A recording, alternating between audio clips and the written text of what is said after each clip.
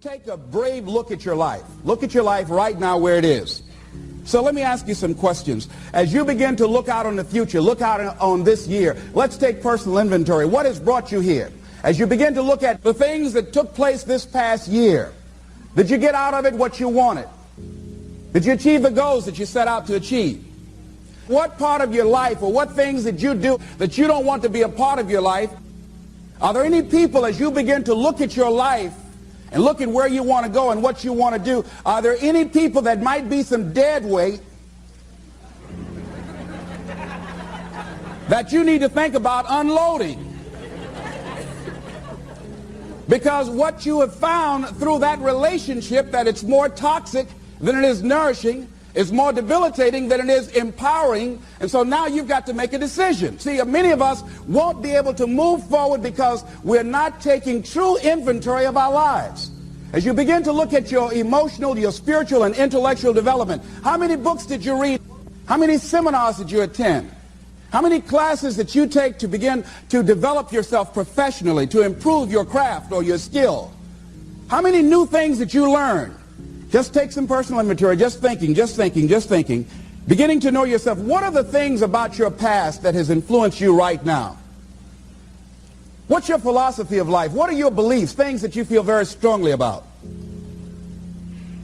What are some of the things that you have picked up along the way that you've been doing them for so long you think that they're you, that you need to begin to re-examine them and perhaps get them out of your life?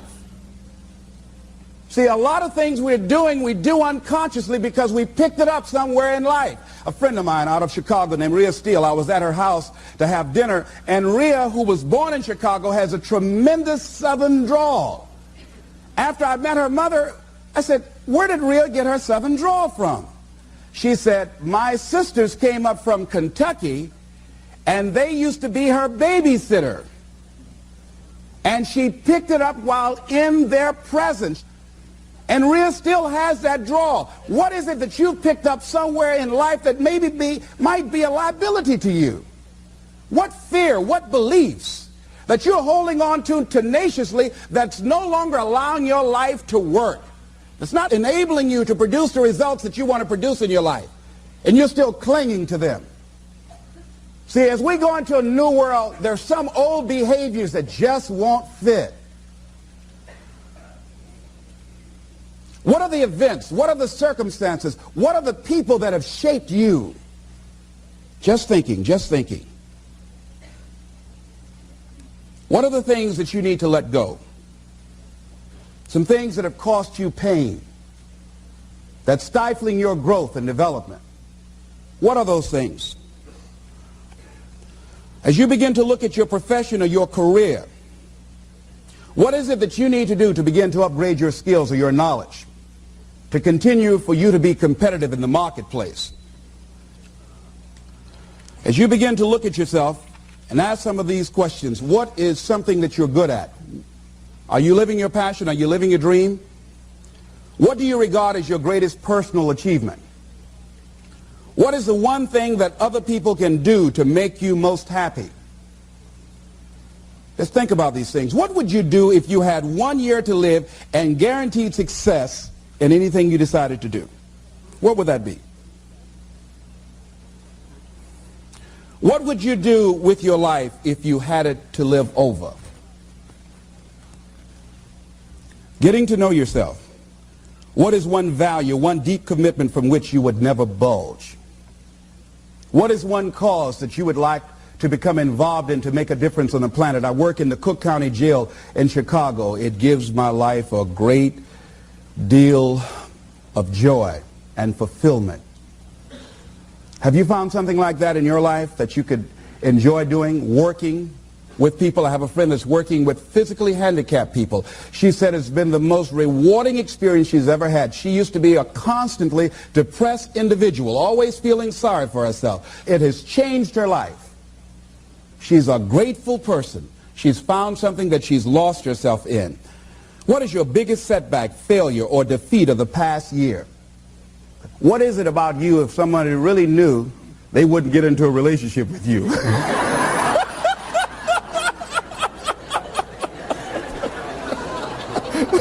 Now, don't go tell it. But once you acknowledge what that is, then start working on it and changing it. Change that. It's easy to blame the other person, but start taking ownership for where you are. Are you proud of how you have been living your life? Have you explored your natural talents, your gifts, by enthusiastically trying a variety of activities? Ladies and gentlemen, a lot of us have so much talent and abilities, we just put them back on the back burner, or just left them aside someplace. Never did anything with them, never brought them out here. Used to do them extremely well in high school or college, or just had a natural gift and never did anything with it. What are you sitting on? What gifts are you sitting on? Have you resigned yourself to a life feeling that nothing can be done to change your future or your circumstances? Have you been afraid to try something different because you're afraid of how people will react to you or what they will think? Those are some of the things that I suggest that you begin to answer yourself. Now, here are some things that I suggest that you begin to look at working on to develop your character. Some things that will give you some personal strength. Webster says character building activities. He says character, the pattern of behavior or personality found in an individual or group. Moral strength, self-discipline, fortitude. That's what's going to be required in order to begin to manifest your greatness. Now, looking at yourself, one of the things I'm suggesting you look at, what is it that you need to be in the process of doing more of or less of? Like being more direct. So I used to have a problem of not telling people what I actually thought because I didn't want to hurt anybody's feelings. Saying no without feeling guilty. More focused. So I used to be the jack of all trades and master of none. Used to do a lot of things. One year I decided to do one thing well. I looked at all of my talents and I decided the strongest one, my ability as a speaker, that's the one I'm going to focus on. But I'm capable of doing a lot of other things. But only when I decided to focus that I begin to reap the rewards of my talent. And then after you do that, you can begin to expand and use the other talents that you have. Deciding to keep your word. If you just decide, I'm going to keep my word. If I say something, I'm going to do it regardless. Being more considerate. More trusting. More disciplined. Being less fearful. Being more adventurous. Find something that you can look at your life that you say, hey, I know I've got a problem in this area. Being late. I need to take care of that. Procrastinating. I need to deal with that. Not taking care of business. Being seriously not serious. Creating an imbalance in my life where I'm spending more time looking at television or having social fun and not spending enough time working on me. See, most people, ladies and gentlemen, spend more time working on their jobs than they spend working on themselves. They work harder on their jobs than they work on themselves. And whatever we achieve in life, whatever we create, whatever we're able to manifest comes out of the human mind. Now, I want you to think about 5 things that if you had the courage to do them, it will give you a feeling of satisfaction and self-respect.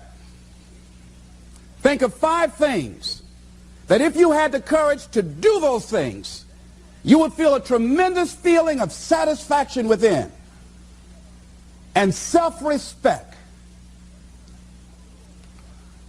Take the time to write those things down, whatever they might be to you. It might be in your personal life. It might be in your friendships, your family relationships. It might be in your business. I was negotiating with a friend of mine that I admire a great deal. And this person went back on their agreement. And I did not challenge them on it.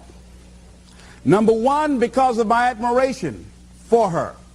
Number 2, because I really wanted the business. And I think she sensed that. So I didn't want to seem too picky, and I was nervous about it.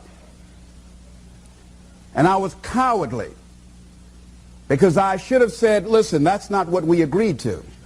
I should have called her on that. But I didn't want to look bad or to appear to be negative or risk losing the business.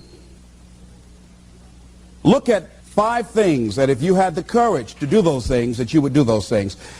A lot of people say, well, I've been like this all my life. I just can't change. This is the way I am.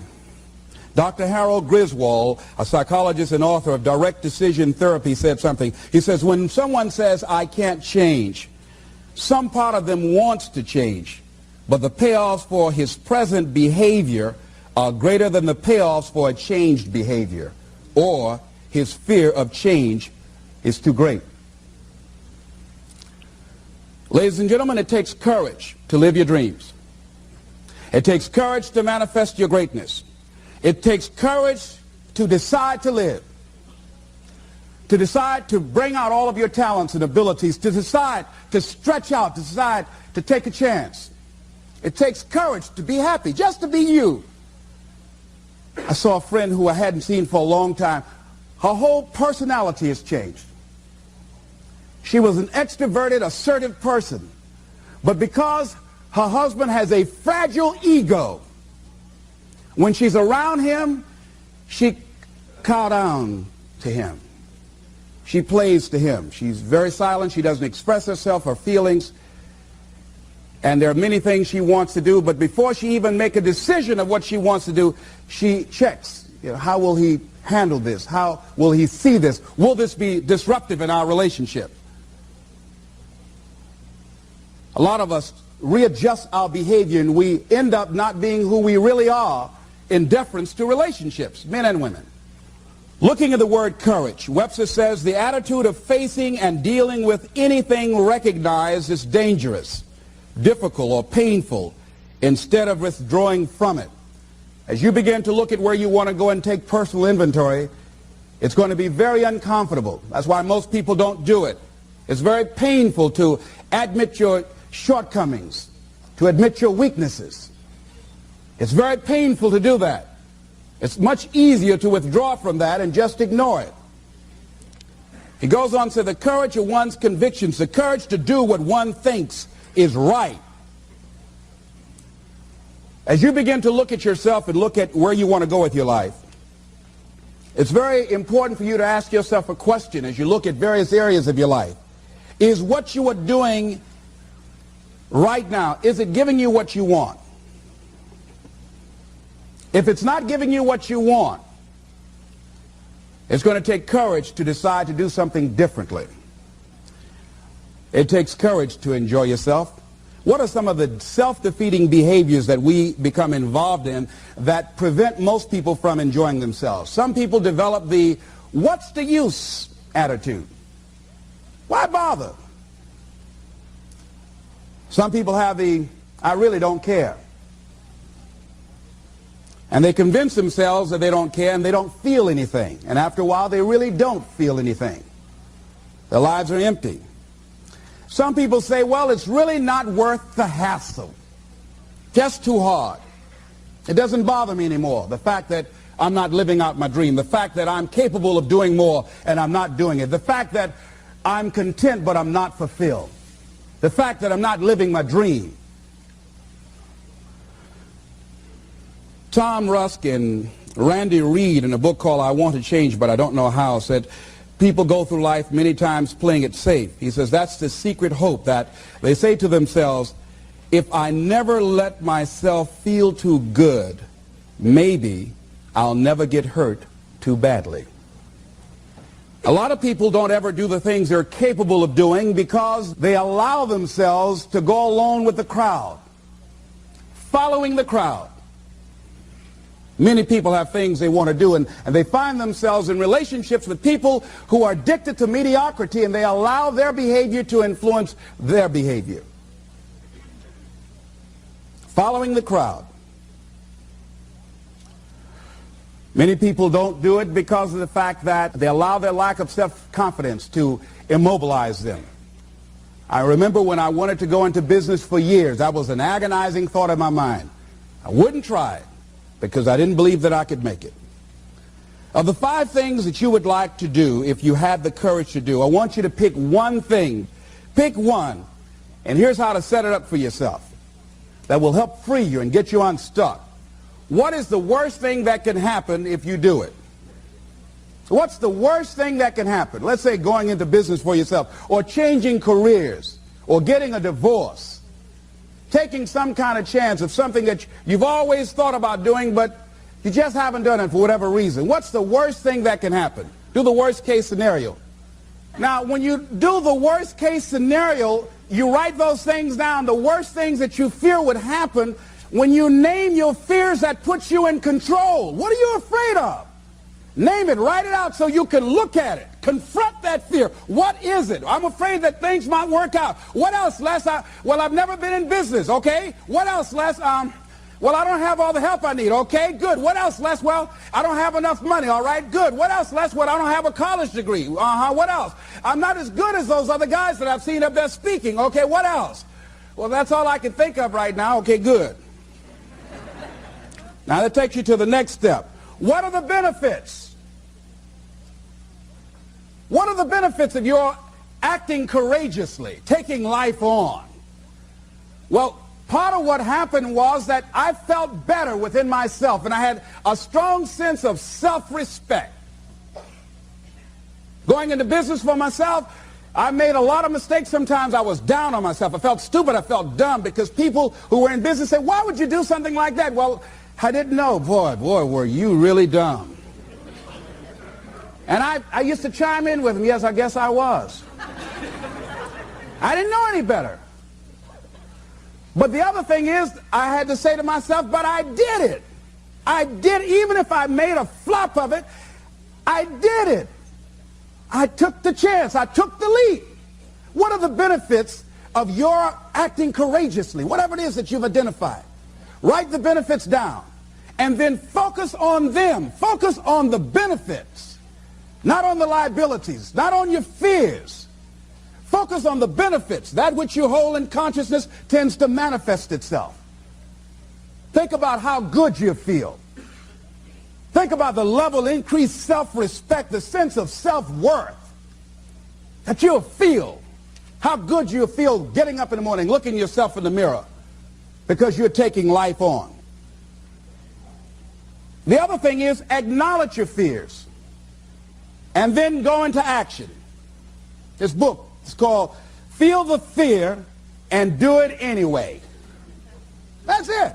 See, I believe anybody who's ever done anything, who's ever taken a chance, doesn't mean that they're not afraid.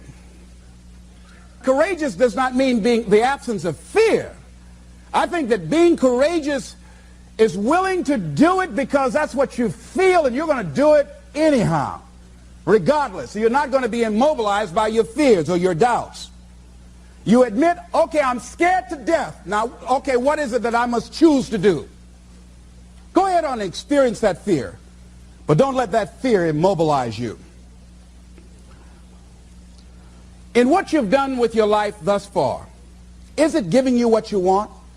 Is it giving you what you want? When you look toward the future, when you look at all that's going on out here, is there some place within yourself you say, hey, I know I need to be out there in that arena. I know I can do more than what I've been doing. I know there's some great music that I have within me that I haven't brought out here yet. Is that something that you begin to look at within yourself?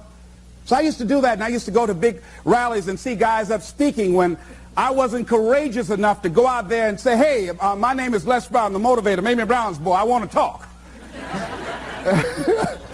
I would never do that. I'd just be back there looking at him and want to get their autograph and would say, can I meet you, Mr. Waitley, or can I meet Mr. Zig Ziglar? Please tell him, who are you? Oh, Les Brown.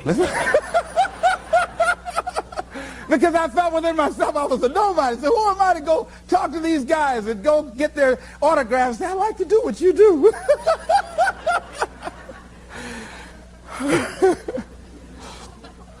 See, I say if you look at your life, and if you're not getting what you want, you owe it to yourself to do something differently. If you're on a job, 85%, they say, of Americans go to jobs that they're unhappy. If you're doing something 8 hours a day that you don't like, it's not giving you what you want, it's not giving you a strong feeling of satisfaction and fulfillment, you're miserable, you hate to go there, you're depressed just thinking about it, you sing the Thank God It's Friday song every week, it's giving you headaches just thinking about it on Sunday afternoon after the football game goes off. If that's what it is, you owe it to yourself to start strategically working to change directions. See, but you know what most people will do? Most people will resist change. Most people will fight change as if change would be worse than what they're experiencing. See, they know this. They're familiar with this. Most people will not challenge the unknown. They won't just step out there. See, there are certain things that's got to be in place. They got to see it all together. And life isn't like that. That's not how you grow. So as you look at your life, you're saying, I'm not getting what I want. As you begin to look toward the future, begin to know that whatever it takes for you to create that, you've got that in you. You've got that. You've got genius in you. You've got goodness in you. You've got creativeness in you. If you decide to take the initiative to change the current quality of your life, I say to you that you will find that the universe is on your side. That life is on your side. Now, will it be turbulent? Yes. Will it be easy? No, no. Will you have some opposition? Yes. Will I make a lot of mistakes? Yes. Will I get hurt? Yes. Yes. See, a lot of people won't try anything different in life because they don't want to get hurt. Let me tell you something. It's too much pain to duck. Pain is everywhere. You can hide under here. It will come where you are. Really, if I go back here, pain will come. Hey, Les, come on out. It will come. It's everywhere. Viktor Frankl calls it unavoidable suffering. You can't duck it.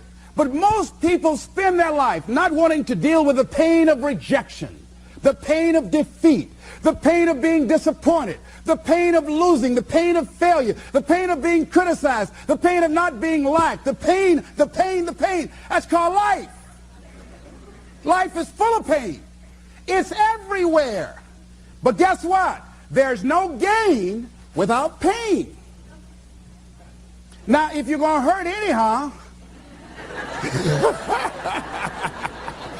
get some yardage out of it.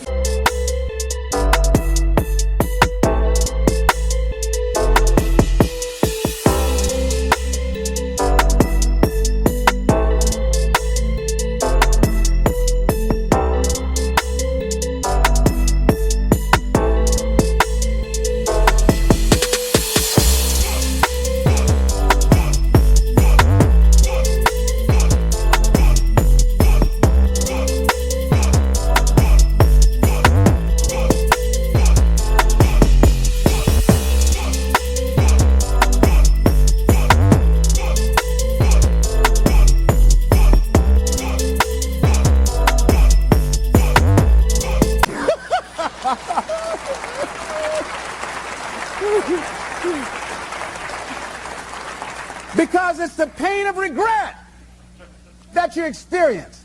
If I had it to do over again, that's a pain. Don't you know that's something? When you know, I was in a seminar once and this lady stood up. If I had my life to live over again, she talked about all of the things that she would do. And you can feel the pain of regret in her voice. The pain of regret. She still experienced pain. She was trying not to experience the pain of defeat, the pain of disappointment, the pain of loss, the pain of lack of support. And she still experienced pain. It was right there. We can't get around it. Most people are governed by their habits, their fears, and the opinions of others. A lot of people never try anything differently because they have been convinced by people in their lives that they value that they can't do it. They're living within the context of the opinions that other people have of them, the low expectations. Many people doubt themselves because when they thought about doing something at some critical point in their lives, somebody they respected and honored, somebody they believed in, somebody that they loved, someone they trusted said, you can't do that. And they accepted that. That's why I didn't go off to college. I had an instructor that I believed who said, "You're not college material, Mr. Brown. You're not as smart as your brother Wesley or your sister Margaret Ann. You're not college material. Why don't you try and get you a job at the post office? Try and do something with your hand, or go down to the Miami City Sanitation Department and see can you get a job there. Or why don't you try and go into the Army?" I took that test, Mr. Tellers, already. And what happened? I failed. I told you. Anybody fail the Army test, you're really in trouble. So I went down to the sanitation department to try and get a job, because that's what I believe was possible for me. As you look at your life, ask yourself the question, what would your life be like? What would your life look like if you decided not to care what people thought of you? What would your life be like if you decided to give up some of your fears? What would your life be like if you decided to become courageous? What would your life be like? If you decided to act on your dream, if you did what you felt in your heart. You know what courageous means? Tom Rusk and Randy Reed said. They said that courage comes from a French word which means of the heart. How does it feel to you? He says it's courage, you know, it takes courage to live. He says most people go through life not allowing themselves to step out because they don't want to let go. They don't want to be blown around. They don't want to be moved. The courage to face life's whirling wind of contradictions. The courage to love yourself. The courage to love. For years, I was afraid to love. The courage to take a chance. The courage to be who you are. He says courage isn't for somebody else, for medals, applause, or moral debts. Courage is what at that moment feels most right for you. Not just situational ethics, but what feels right in your heart. The word of the heart. What feels right in your heart. One great philosopher says, cowards die many times before their deaths. The valiant never taste of death but once. What does that mean? That valiant people aren't afraid? No, no, no. It means that they experience that fear and they move forward. They move forward anyhow. Many people are dead now. Many people are allowing their dreams to die. Many people are allowing their ideas to lie dormant and collect dust. Many people have all this talent and ability that they are allowing to be buried inside of them, that they will take with them to their graves because they didn't have the courage to be who they are. And I say, as you begin to look toward the future and manifesting your greatness, it's going to take everything in you, that your life deserves the concentrated effort to begin to look at how is it that I can express more of me? How is it that I can bring my ideas out here now? How is it? And start living with a sense of urgency, because you're here today, you're gone today. Life is unpredictable. It's uncertain. There are no guarantees. No guarantees out here at all. So holding back, what are you waiting on? Ask yourself, what's the benefit of your waiting? What's the benefit of your not living your dream? What's the benefit of not listening to yourself? Oh, please, listen to yourself. You know the feelings. If you start listening to the feelings in your heart, and I'm doing it now more every day, I find that my feelings, I can trust them. And I say to you that as you look toward the future, you look at life on a daily basis, if there's something that you have been given, if you've heard something within yourself that you know that what you're doing now doesn't fit for you, it doesn't work for you, it's not giving you what you want, and there's something else that you want to do, don't allow that inner doubt in you to talk you out of it, to build a case on why you can't have it, to tell you why you're not good enough. You ignore that inner voice and all of the external voices. Don't judge the possibilities for what you can do based upon the circumstances, because the circumstances won't determine who you are. Don't determine what you're able to do based upon your resources.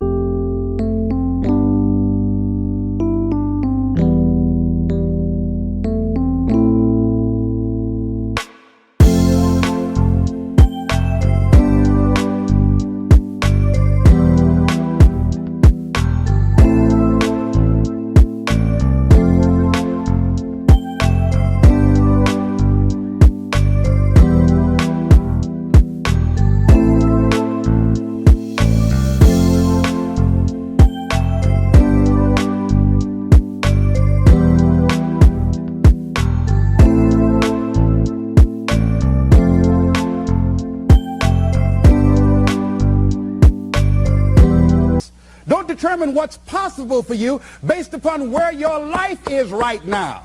Where your life is right now is not you. That's just what it is right now. But the possibilities for you are unlimited. If you're in a rebuilding process, it's unlimited. If you're coming back from adversity and devastation, it's unlimited of what you can do. That's the capacity of human beings. It doesn't matter how many mistakes you've made. It doesn't matter how many flops you've had. It doesn't matter how much money you've lost. In fact, I see it only as an investment of what you learn from life, not losses, but investments of what's possible for you. And I say to you that once you start listening to yourself, and as you begin to act on your dream, as you start just trying to find your way, doing what you can with what you have, you will start seeing things opening up for you. You'll start attracting people. You say, where'd they come from? Things will start coming together, clicking for you. You say, whoa. You start brainstorming. Ideas will come out of nowhere as you focus on it. The key to it is to begin to focus on what it is you want to do. Why, Les? Why is that important? Because as you focus on that which you want to do, that which we focus on, that which we give our energy to, it will begin to multiply. It will begin to expand. It will begin to develop your consciousness. And out of that comes your greatness. Out of that comes a commitment. Out of that comes a passion for life. Out of that comes a special power that you have in you that you haven't even called on yet. See, the powers that we have will never reveal themselves if we don't challenge them, if we don't put ourselves in a position where we have to use them.